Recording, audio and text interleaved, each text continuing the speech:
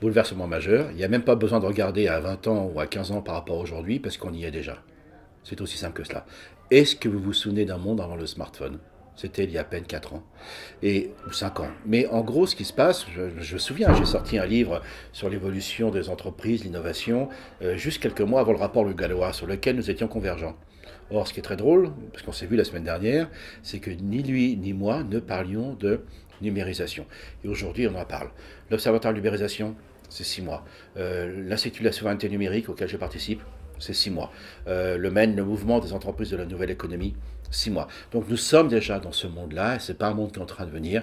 Et comme j'ai le privilège et le plaisir de traverser beaucoup de mondes économiques et d'activités, eh bien, je peux vous dire que le numérique a déjà bousculé la recherche biomédicale, la recherche en anthropologie, a bousculé effectivement les rapports aux politiques. Tout ceci a déjà changé, les rapports à la famille, à la relation. Donc, ce n'est pas un monde qui va changer. Ce monde a déjà changé parce que l'évolution fonctionne par coévolution. Une coévolution en relation à toutes les autres espèces, ça continue. Depuis des millions d'années, les hommes, Homo erectus, mais nous depuis aussi, nos inventions technologiques et culturelles modifient notre physiologie, nos gènes et notre vie en société. Et aujourd'hui, cette coévolution, elle est dirigée par, effectivement, menée par la révolution numérique. Mais attendez, c'est parfaitement darwinien cette affaire-là. Parce que personne ne vous oblige à utiliser telle ou telle application. Personne ne vous oblige à utiliser un smartphone. Mais à chaque fois que vous faites ceci, vous modifiez vos relations, vos aspects de vie. Donc on est dans cette deuxième coévolution à laquelle risque de s'ajouter, ou pas, il faudra voir, l'impact évidemment des technologies dans notre corps, ce qu'on appelle le transhumanisme. Voilà, donc nous sommes vraiment dans une phase d'évolution humaine qui n'est pas à venir, qui est déjà en cours.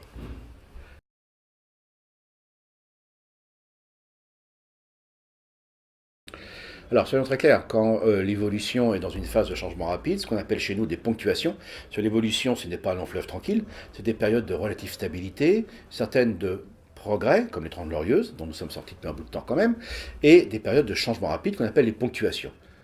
D'ailleurs, vous avez remarqué, on ne parle plus de crise. Même le terme crise s'est fait ubériser. On sait qu'on a déjà changé de société. Donc, des groupes, des secteurs d'activité vont se déployer, d'autres vont disparaître, et peut-être des choses nouvelles vont se mettre en place. La chose importante, c'est que là aussi, les dinosaures, il ne faut pas croire que c'est lié à un secteur d'activité. L'agriculture est déjà complètement ubérisée.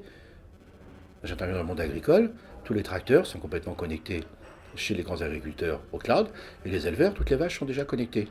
Oui, oui, ça ne va pas des tweets, mais en tout cas, les vaches sont connectées. Non, mais vous savez, c'est difficile le métier d'éleveur. Et quand on sait, grâce à tous ces capteurs, etc., et ces moyens de suivre leur évolution physiologique, leur digestion et leur état, voilà, ce métier d'agriculteur redevient attractif. Donc, vous voyez, bon, c'est une filière qui va se redévelopper. Et d'autres vont disparaître, ils vont se faire, ceux qui ne comprennent pas, dans l'édition, qu'il faut mettre du numérique, par exemple. Ceux qui ne comprennent pas que faire la promotion d'un bouquin, ben, c'est plus seulement d'avoir des attachés de presse, parce qu'on a toujours besoin d'elles. Mais si je veux, moi, être un électorat dans le 40 ans, il faut que j'aille chercher une start-up, je l'ai, et si je veux un électorat dans 40 ans, etc. Donc voilà, nous sommes un monde en pleine de transformation, et ceux qui ne seront pas engagés dans le numérique, hein, on appelle ça l'espace digital darwinien, d'ici, pas 2025, d'ici 2020, qui n'auront pas fait cette transformation, risquent effectivement de terminer comme les dinosaures terrestres. Mais d'autres ont survécu, c'est les oiseaux.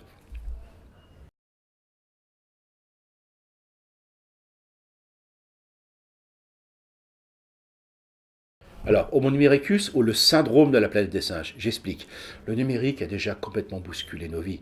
Soyons très clairs, les technologies, on sait depuis longtemps, mais aujourd'hui, le numérique nous permet d'avoir un contrôle total sur les aspects les plus importants de la vie, que ce soit la naissance, la procréation, les opérations.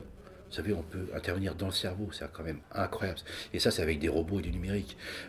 Nous avons aussi changé nos rapports aux autres, nous avons une longue espérance de vie. Que vous soyez d'accord ou pas avec les problématiques du mariage pour tous, de toute façon, on y est. C'est un changement anthropologique.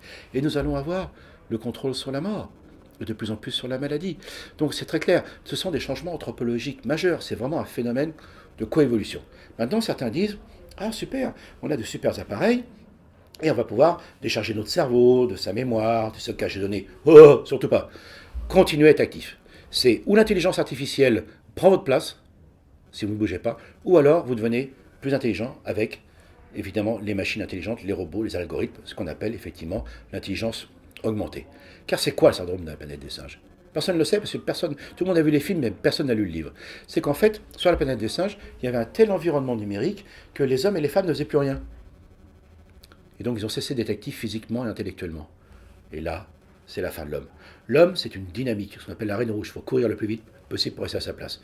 Et cette phase de l'évolution de l'homme aujourd'hui, avec les technologies numériques, c'est formidable. L'espace digital darwinien n'a pas encore eu le temps d'être balisé, contrôlé par les idéologies de la domination masculine. C'est un espace de liberté extraordinaire. Les femmes aujourd'hui peuvent contrôler la maternité, quand elles veulent faire des enfants, peuvent avoir des assistances nouvelles pour les éduquer, et évidemment avoir la possibilité d'un contrôle total sur les moyens de reproduction et de production. Toute la domination masculine, c'était toujours de contrôler sur les femmes, ou les autres d'ailleurs, les moyens de production et de reproduction. À partir du moment où le numérique le libère, ça va être une nouvelle phase de l'évolution de l'homme.